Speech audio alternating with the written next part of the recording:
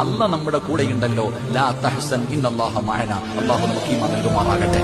അതുകൊണ്ട് സഹോദര, മുസ്ലിമാണോ, ഈമാനുണ്ടോ, അല്ലാഹുവിൽ വിശ്വാസമുണ്ടോ, അല്ല മതി നിനക്ക്. അല്ല നിന്റെ കൂടെയുണ്ട്.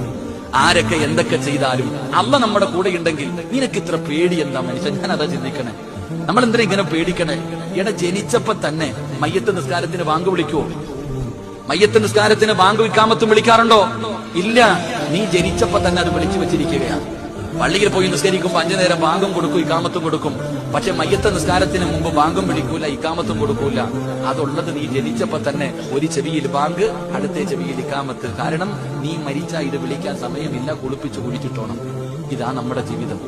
ഇതാണ് നമ്മുടെ ജീവിതം. ഇങ്ങനെ നേർച്ചക്കോഴികളെ പോലെ നടക്കണം. നമുക്ക് എന്താ പേടി? അല്ലാഹു നമുക്ക് ഈമാൻ നൽകുമാറാകട്ടെ. ഇതിനെ പേടിക്കണേ. അല്ല നമ്മുടെ കൂടെയില്ലേ ചെറുപ്പക്കാരൻ? മോനെ, അല്ല കൂടെയുണ്ടെങ്കിൽ യാതൊരു ഭയവും വേണ്ട, ഒരു പേടിയും വേണ്ട.